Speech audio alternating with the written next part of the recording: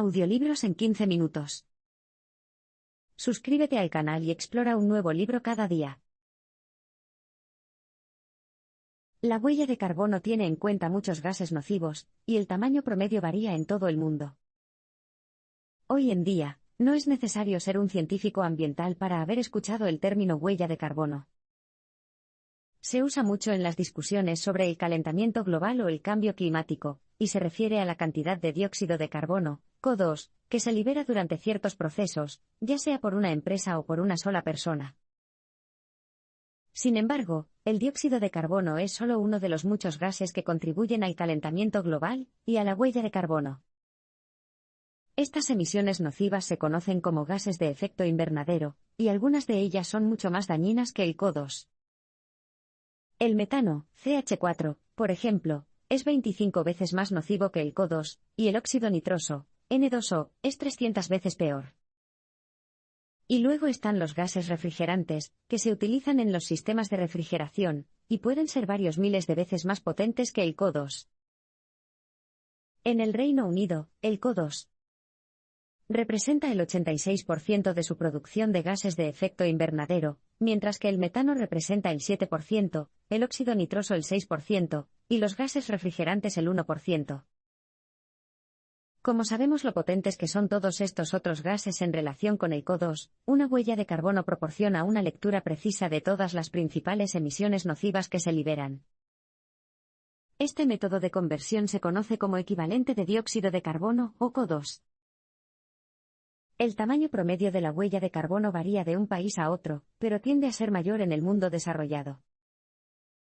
En Malawi, por ejemplo, la huella de carbono promedio de una persona es de alrededor de 0,1 toneladas métricas de CO2 al año. Sin embargo, la persona promedio en el Reino Unido mide alrededor de 15 toneladas métricas por año, mientras que el norteamericano promedio llega a alrededor de 28 y los australianos, 30 toneladas métricas. En cuanto al planeta en su conjunto, en 2007 produjimos alrededor de 49.000 millones de toneladas métricas de CO2. Al ser británico, el autor espera ayudar al Reino Unido a reducir las emisiones nocivas en una cantidad significativa pero razonable. Berners-Lee ha sentado las bases para tal reducción mediante lo que él denomina el estilo de vida de 10 toneladas, lo que haría que una persona promedio pasara de 15 a 10 toneladas métricas al año, lo que representa una reducción de 1/3 de la huella de carbono de cada persona. En los siguientes parpadeos, analizaremos más de cerca las medidas que puede tomar para adoptar este estilo de vida. Los mensajes de texto y los correos electrónicos tienen poco impacto, pero estas pequeñas cosas pueden acumularse rápidamente. Durante las últimas décadas, las computadoras, los dispositivos móviles y los teléfonos móviles han cambiado la forma en que trabajamos y nos comunicamos. Sin embargo, es posible que no conozca las formas en que puede utilizar esta tecnología de manera más responsable. Por ejemplo, enviar mensajes de texto a alguien en lugar de hacer una llamada de teléfono móvil deja una huella más pequeña, ya que consume menos energía. Para ser precisos, un solo mensaje de texto consume 0,14 gramos de CO2. En 2010, se enviaban alrededor de 2,5 billones de mensajes de texto al año, lo que equivale a aproximadamente 32.000 toneladas métricas de CO2, o alrededor de una 10.000ª parte del 1% de la huella de carbono total del mundo. Una llamada telefónica diaria de 2 minutos, por otro lado, genera 47 kilogramos de CO2 al año, con una huella global de alrededor de 125 millones de toneladas métricas al año. 3/4 partes de estas emisiones provienen de la energía requerida en las estaciones base, y las centralitas para conectar dos teléfonos móviles a la misma red.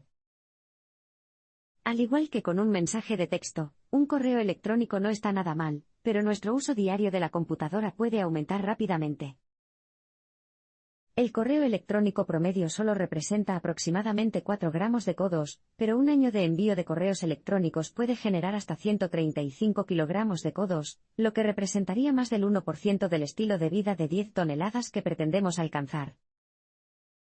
Cuando un proceso con bajas emisiones de carbono, como el envío de correos electrónicos, se hace tan popular entre el público que deja una gran huella, se dice que tiene un efecto rebote. Sin embargo, las computadoras han dejado una gran huella desde el principio. Para fabricar un iMac de 21,5 pulgadas en 2010, se necesitaron 720 kilos de codos, gracias en gran parte a toda la energía necesaria para fabricar microprocesadores. Además, una vez que se utiliza el iMac, el consumo de electricidad asciende a 63 gramos de codos por hora. Sin embargo, la computadora de su hogar palidece en comparación con los centros de datos que están impulsando la era de la información. Los datos que se encuentran en la World Wide Web se almacenan en enormes bancos de servidores y bases de datos, todos los cuales necesariamente crecen en tamaño a un ritmo constante. Mantener estos servidores en funcionamiento requiere una enorme cantidad de electricidad, del orden de 130 millones de toneladas métricas de codos solo en 2010. Se prevé que esa cantidad se duplique con creces para 2020, situándose entre 250 y 340 millones de toneladas métricas. En cierto modo, el plástico es mejor que el papel para el medio ambiente.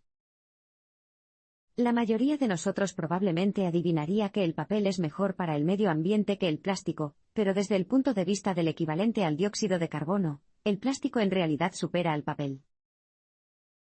Eso no significa que el plástico sea bueno para el medio ambiente. Por el contrario, los residuos plásticos pueden permanecer en el medio ambiente durante siglos, y dañar a los animales en el proceso. Pero en lo que respecta a las emisiones de CO2, el plástico es marginalmente mejor, ya que no se pudre ni genera emisiones de metano como lo hace el papel.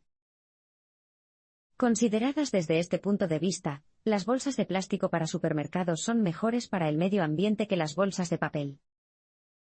Una bolsa de plástico desechable de un supermercado aporta alrededor de 10 gramos de CO2, por lo que si usas 5 bolsas a la semana, eso equivale a 2,5 kilogramos al año, lo que equivale aproximadamente a la misma huella de carbono que una sola hamburguesa con queso.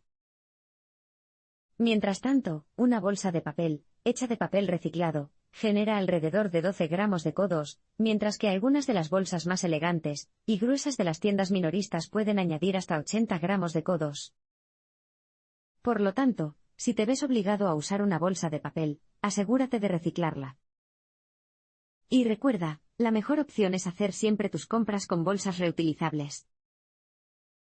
Sin embargo, las bolsas de compra no son la única forma en que la industria papelera deja una enorme huella de carbono. Si no reciclas las cartas y los catálogos que recibes por correo, cada carta añadirá unos 200 gramos de CO2, mientras que los catálogos añadirán 1.600 gramos. Más de la mitad de esta huella proviene de los procedimientos de la oficina de correos, como la clasificación y el transporte, mientras que poco más de una cuarta parte proviene del propio papel. El correo basura es el mayor infractor de la industria papelera, así que opta por no hacerlo si puedes. Mientras tanto, un libro de bolsillo promedio añade alrededor de 1 kilogramo de CO2. Puede que pienses que es mucho, pero si tenemos en cuenta que leer impide realizar otras actividades que generan altas emisiones de carbono, como conducir o ir de compras, en realidad tiene beneficios de gran alcance. Si utilizas productos de papel, lo único que tienes que hacer es reciclarlos, lo que mantendrá el papel alejado de un vertedero, donde se pudrirá y emitirá metano. También es mejor comprar papel reciclado, ya que la fabricación de papel nuevo consume aproximadamente el doble de energía que el reciclaje, lo que duplica la huella de carbono del papel. Las diferentes formas de viajar tienen diferentes huellas de carbono, siendo volar la peor. Probablemente no sea una sorpresa saber que la gasolina y el diésel que alimentan nuestros automóviles y camiones dejan una gran huella de carbono. Producir solo 1 litro añade alrededor de 3,15 kilogramos de CO2 a la huella de carbono. Y en un año, solo el Reino Unido utiliza alrededor de 50.000 millones de litros de gasolina, por lo que su impacto en nuestra presencia global es considerable, por decirlo menos. Pero si observamos las diferentes formas de moverse, te sorprenderá saber qué método deja la mayor huella. Empecemos de a poco. El ciclismo sigue dejando una huella, ya que se necesita combustible para hacer funcionar los pedales. Por lo tanto, si ese combustible fuera cereal y leche, la huella sería de unos 90 gramos de CO2 por milla. Si la potencia del pedaleo fuera alimentada por una hamburguesa con queso, aumentaría a unos 260 gramos de codos por milla. Si viajas en un tren eléctrico, tu huella variará según el número de pasajeros con los que viajes. Cuantos más pasajeros, menor será la huella. En un tren subterráneo abarrotado, cada pasajero emitiría alrededor de 160 gramos de codos. En un tren interurbano medio vacío, probablemente aumentaría hasta unos 300 gramos de codos. En cuanto a un automóvil, si tomamos la eficiencia de combustible promedio en el Reino Unido, que es de 33 millas por galón, su huella sería de unos 710 gramos de codos por milla. En un automóvil menos eficiente en combustible, como un Land Rover, esa huella podría aumentar hasta 240 gramos.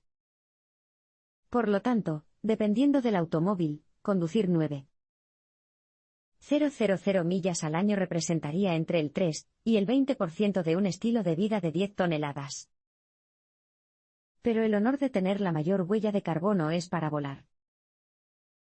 Para ver qué tan grande es la diferencia, veamos todas las formas en las que puedes viajar de Londres a Glasgow, Escocia, ida y vuelta, una distancia de aproximadamente 800 millas. Si recorrieras esa distancia en bicicleta, por ejemplo, con una dieta a base de plátanos, dejarías una huella de CO2 de 53 kilogramos. En tren, se duplicaría con creces hasta alcanzar los 120 kilogramos, y con un automóvil pequeño y de bajo consumo de combustible, aumentaría 6 veces hasta alcanzar los 330 kilogramos. Sin embargo, volar aumentaría 10 veces la huella de carbono en bicicleta, hasta unos 500 kilogramos de codos. Y esa huella es para un vuelo corto. Un vuelo de ida y vuelta de Londres a Hong Kong dejaría una huella de 4,6 toneladas métricas. Eso equivale a producir 340.000 bolsas de plástico para la compra, y te quitaría casi 6 meses de tu estilo de vida de 10 toneladas. Volar deja una huella muy grande porque la quema de combustible en altitudes más altas provoca que las emisiones tengan un impacto más perjudicial, cuyo alcance aún está siendo determinado por los científicos. Los productos locales y la carne de animales no rumiantes tienen una huella de carbono más baja. Es posible que haya escuchado que una dieta vegetariana o vegana es mejor para el medio ambiente, pero, en realidad, lo que come es menos importante que el lugar de donde proviene. La fruta local ocupará poco espacio, pero si comes fruta que ha dado la vuelta al otro lado del mundo para llegar al supermercado, esa fruta viene acompañada de una fruta grande. Por ejemplo, si cultivas tus propias manzanas, no dejarán ninguna huella. Si comes una manzana de temporada cultivada localmente, la huella será de unos 10 gramos de codos, pero en promedio, la manzana que compres en el supermercado habrá aportado unos 80 gramos cada una, es decir, 550 gramos por kilo. Ahora llegamos a la respuesta que estabas esperando: ¿qué tan malos son los plátanos? Resulta que los plátanos no son tan malos. De hecho, son similares a las manzanas en el sentido de que cada una aporta unos 80 gramos de CO2 y 480 gramos por kilo. Los plátanos ocupan poco espacio porque no utilizan luz artificial para crecer, y su piel les brinda suficiente protección como para que no necesiten empaques adicionales ni transporte aéreo. Las naranjas, en comparación, tienen una huella ligeramente mayor, alrededor de 90 gramos de CO2 cada una, y si se transportan por vía aérea, esa huella aumenta hasta 1 kilogramo. En cuanto a las verduras, el kilo medio de zanahorias es de solo 300 gramos de CO2, mientras que las patatas tienen 370 gramos. Sin embargo, estas huellas relativamente pequeñas pueden crecer si no se cocinan de manera eficiente. Si se desperdicia mucho calor, estas cifras pueden aumentar significativamente. La distancia recorrida por las verduras vuelve a ser importante, ya que las verduras fuera de temporada pueden requerir mucha energía para transportarlas. 250 gramos de espárragos cultivados localmente dejarán una huella de CO2 de 125 gramos, pero si se transportan por vía aérea a Londres desde Perú, esa huella se ampliará a 3,5 kilogramos. En cuanto a la carne, es cierto que la huella suele ser mayor que la de las frutas y verduras. Un filete de ternera crudo de 4 onzas tiene una huella de alrededor de 2 kilogramos de codos, una huella que, por supuesto, aumentará debido a la energía necesaria para cocinarlo.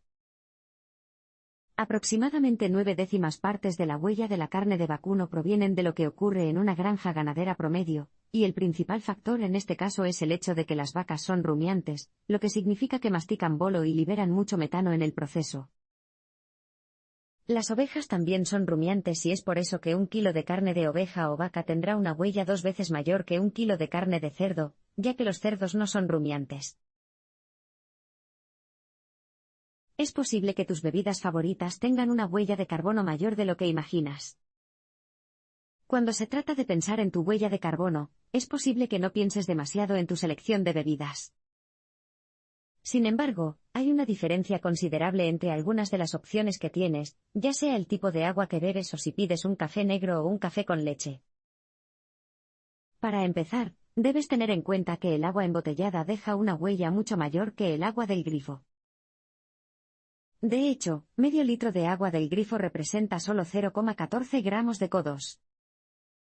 Y si tenemos en cuenta la limpieza y los platos, además de beber, el suministro anual de agua del grifo de una persona promedio solo ascendería a unos 14 kilogramos.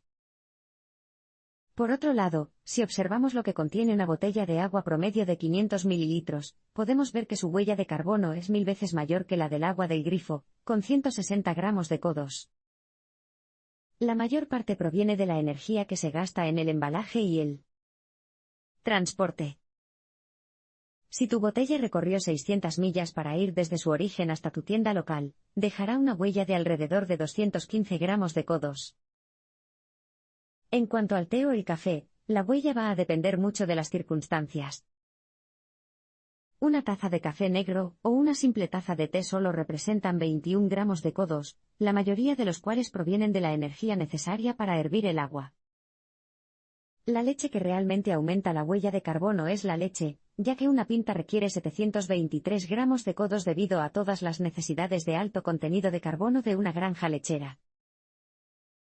Y si lo compras en una cafetería, la huella podría aumentar a 235 gramos para un capuchino, o 340 gramos para un café con leche.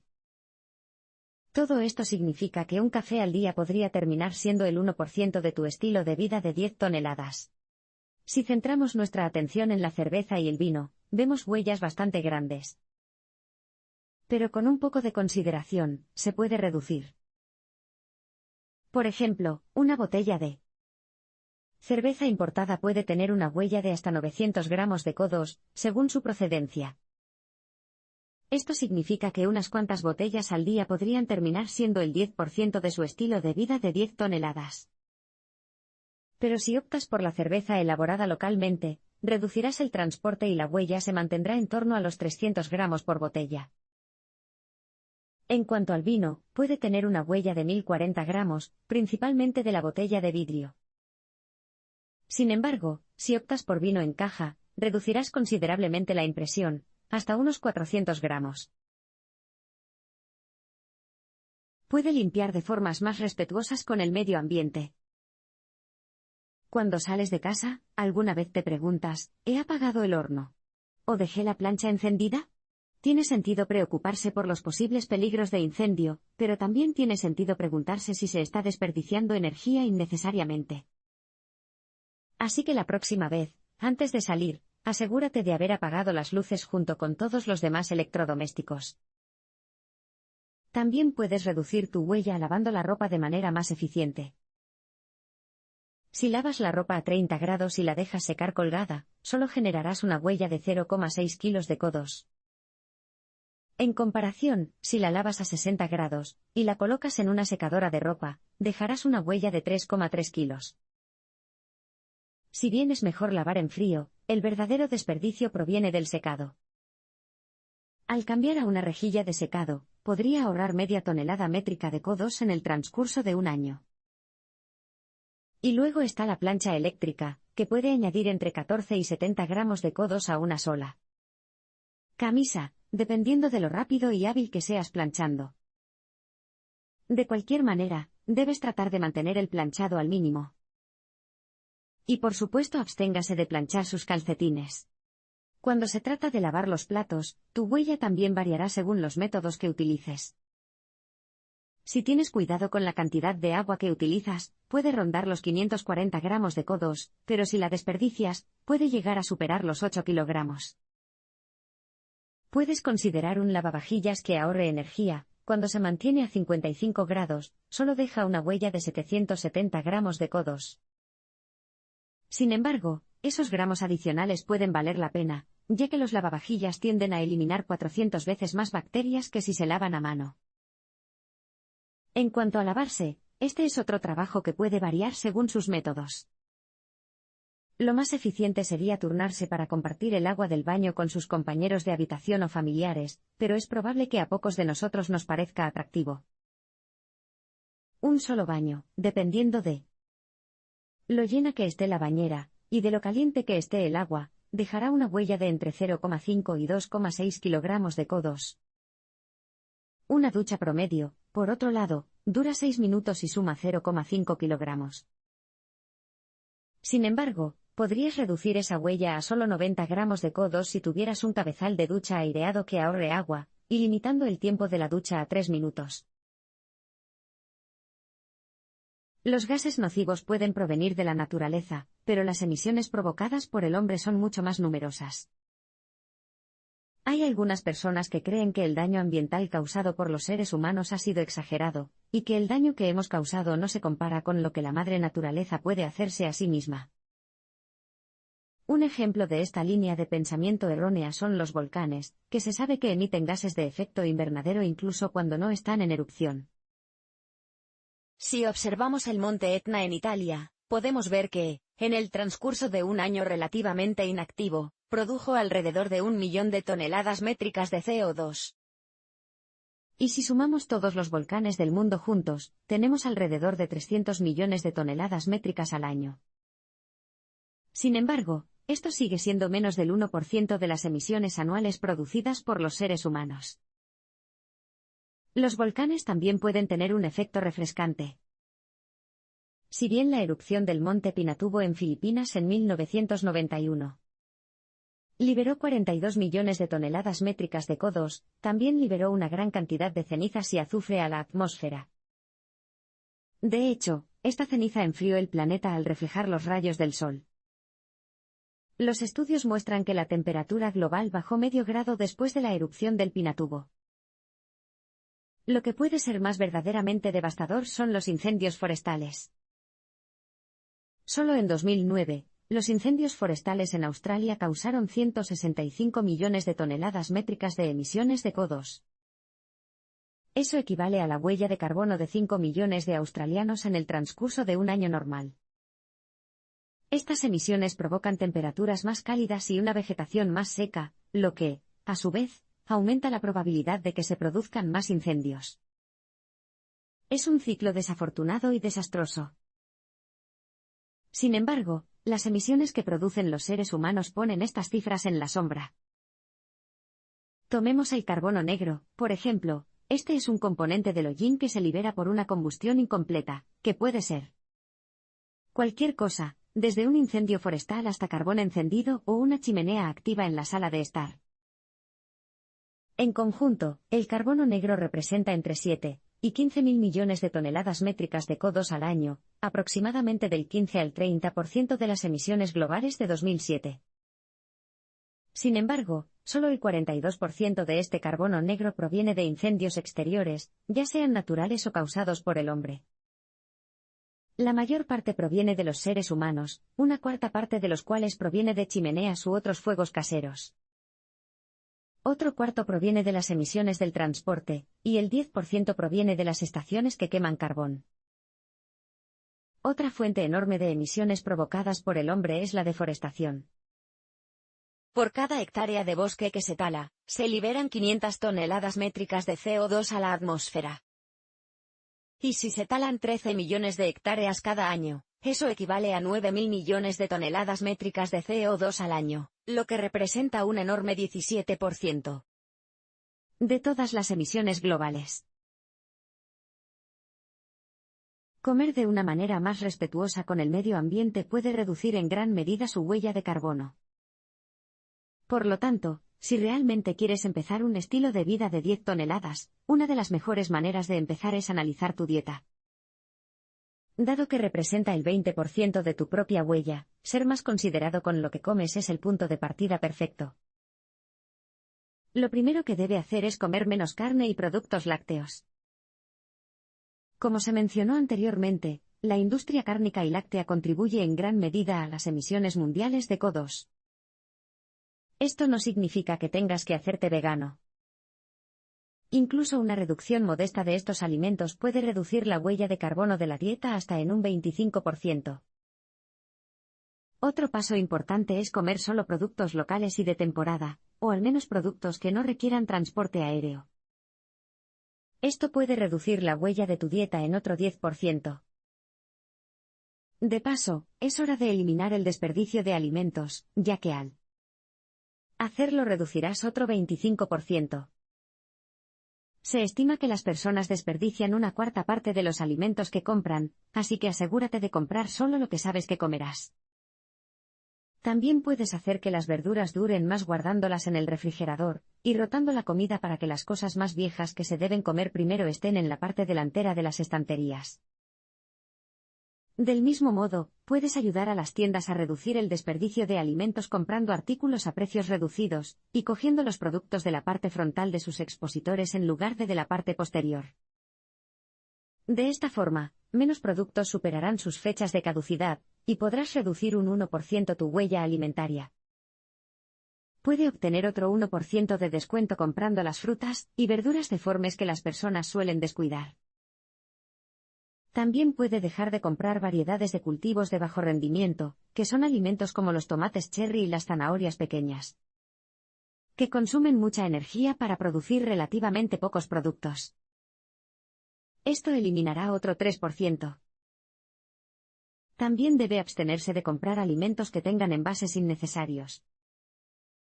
Después de todo, ¿quién necesita plátanos o aguacates envueltos en plástico? Este paso puede reducir entre un 3 y un 5%. Y si reciclas siempre los envases que no puedes evitar, perderás entre un 2 y un 3% más. Por último, hay maneras de cocinar de manera más eficiente.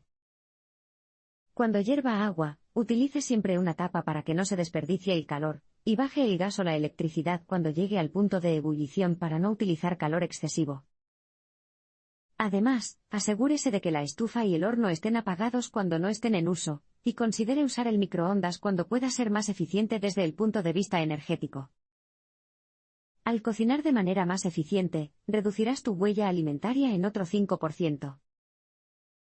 Dado que existe cierta superposición, estas medidas deberían suponer una reducción de entre un 60 y un 75%. Adóptalas todas y estarás en camino de vivir un estilo de vida de 10 toneladas.